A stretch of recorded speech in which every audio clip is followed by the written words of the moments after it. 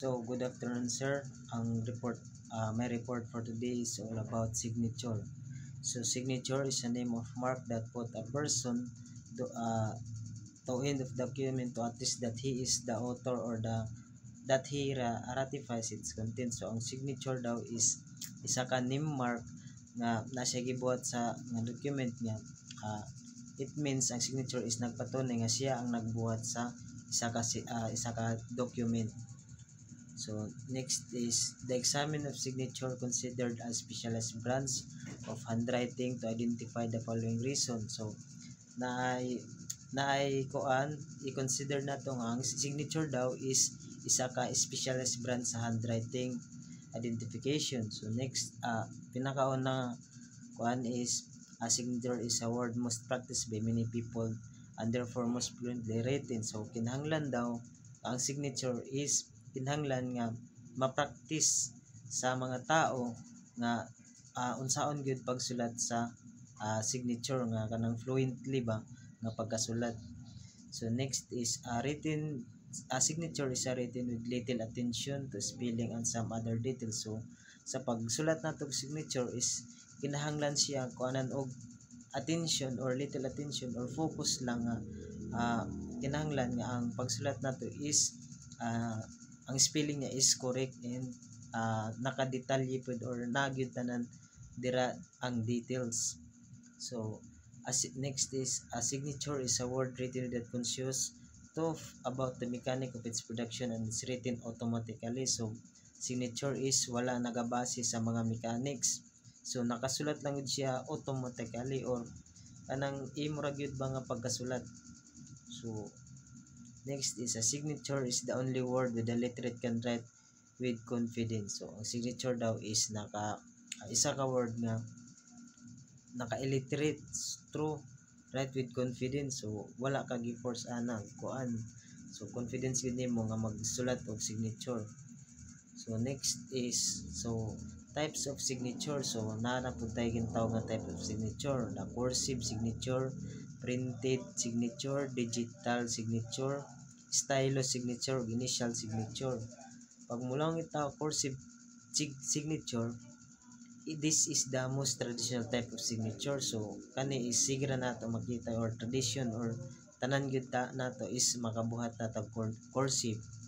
So printed signature is kanang signature simply the name printed in black letters. So kani nga signature is naka-printed, so nagsulat kay pangalan din dito din sa taas is imong signature or kana.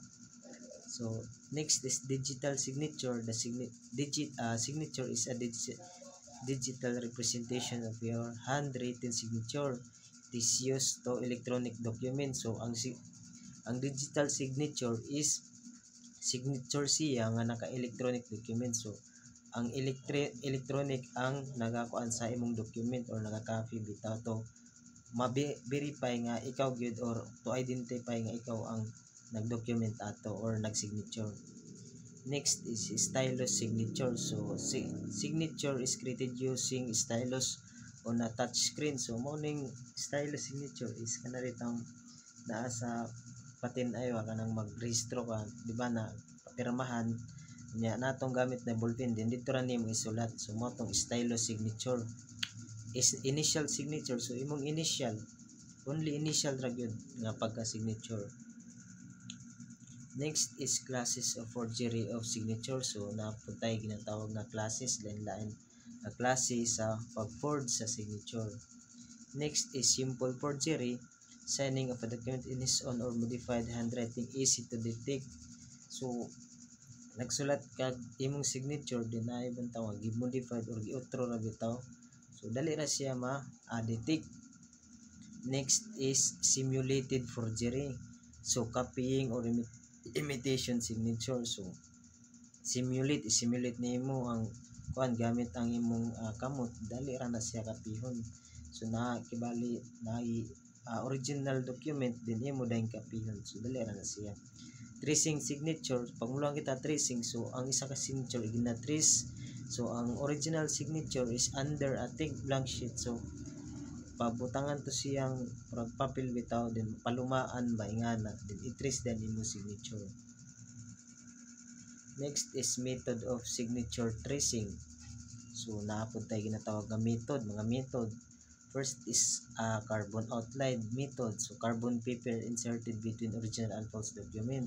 So carbon paper kadto bitong pag magsulat kag kuan nya palumaan ra to nimo nya ang carbon paper magsulat kag imong signature didto, then dito sa luyo mo din to ang original. So mo nang carbon indentation or document is placed over false under to be traced later using or pencil. So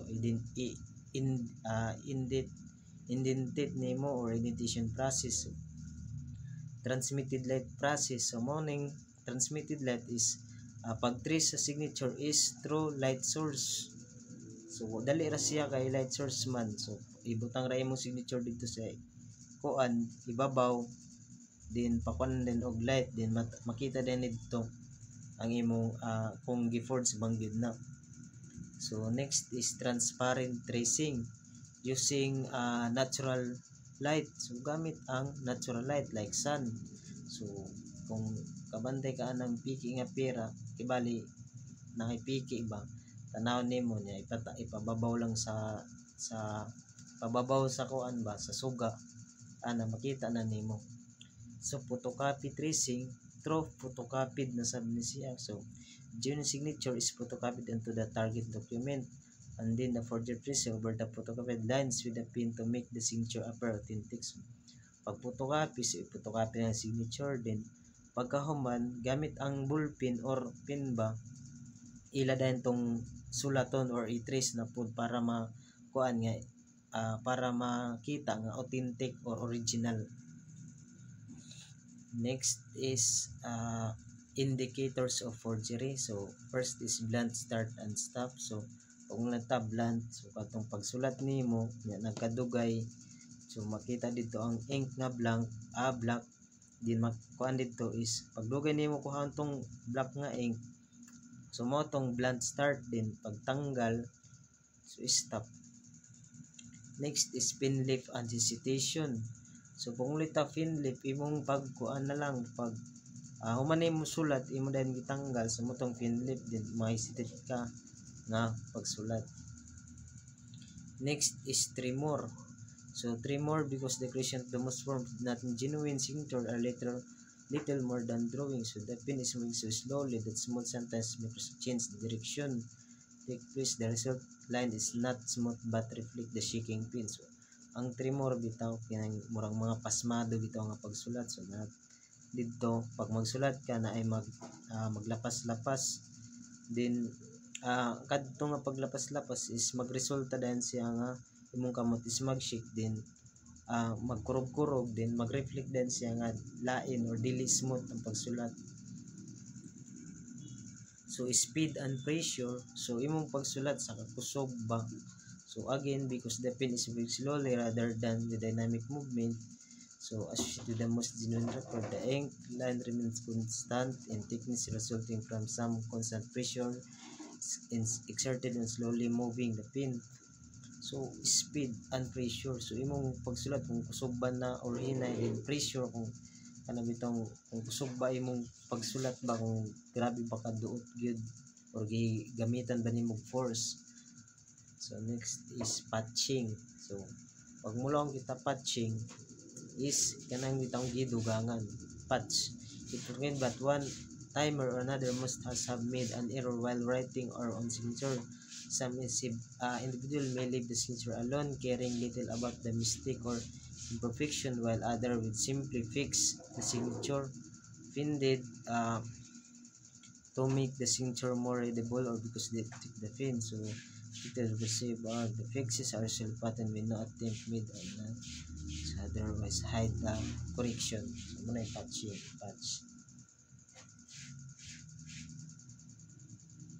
So next topic is all about indication of genuine of signature. So unsa man eh. So first is carelessness, spontaneity, alteration of tick and 10 stroke speed, simulation of upright, letter C, interspeed is slanting, the upward stroke or thread like tracing, rhythm, good line quality of operation. So pag carelessness, so imong pagsulat ni curls. So next is ang step how to examine a signature. So first step is place the question and the standard signature into the junta position or slide by side for simultaneous viewing of the various element and characteristics. So ibutang daw ang imong signature with the junta position. So naka-junta siya. So step 2, the first element to be considered is the handwriting movement. So kinahanglan daw nato na i-consider ang atong handwriting movement. So unsa ang pagsulat, din sa mga manner of execution, sa nimo pag-execute, hinay ba or kusog or rapid ana ba. Then difference between genuine signature and almost perfect, the manner execution. So kung genuine signature is nindot ang pagka-execute. Step 3 is second element is the quality of the line. So kinahanglan nato sa pag-examine nato sa signature is kinahanglan ang quality of line. So kung nindot ba, the presence or tremor, smooth, fluent or hesitation. Kung smooth or flowly, nindot pagkabuhat or fluent, then defect in line quality is only appreciated as stimulus viewing is made. So step 4 is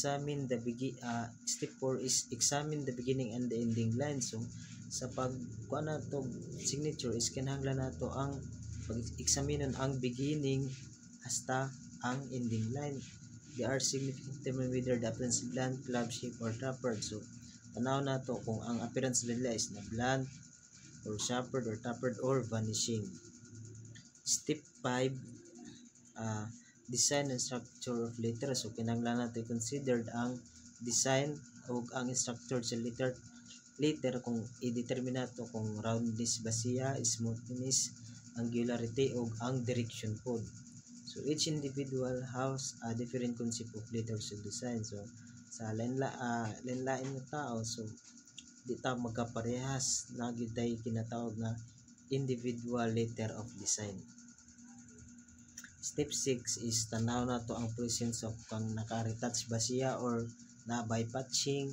Sa step 7 is examine to nato kung kuan ba ang connecting stroke, slant, ratio, size ba o ang lettering spacing. So ang mga space tanawon po nato kung lagyo ba siya or duol. So sa step 8, do not rely so much in the similarity or differences. So dili lang nato tanawon ang similarity ba o differences sa capital letter. So daghan pa tay consider kinang kuan pud na kung kani ba nga kuan is nindot ba siya or fluent ba siya kuanon sa pag signature. So balik na pud ta diri sa method of signature tracing. So first is carbon outline.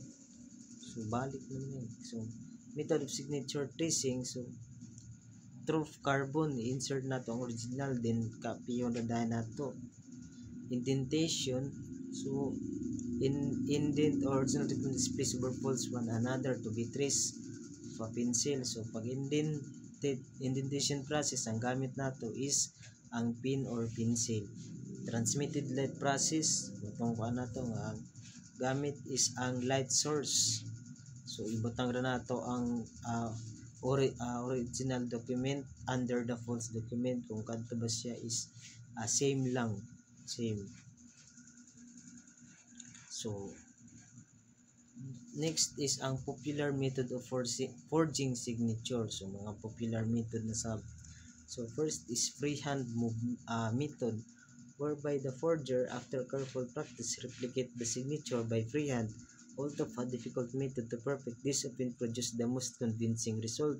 So pag mulong kita freehand, so kaning gamit lang nato ang kamot sa pag-forge. So sa pag-forge kibali gitarong gyud na gipraktisan ba nga i-replicate ang original signature to false signature. So kadto sa pagpractice nila is almost perfect nga ma-convince gyud ang mga tao nga kadto siya is authentic or original gyud na signature, pero di ay trace over method. The sheet of paper contains genuine signature is placed on the top where the forgery is required. So trace over method, so atong palumaan nato ang palumaan ang isa ka signature. Then mora to. Thank you.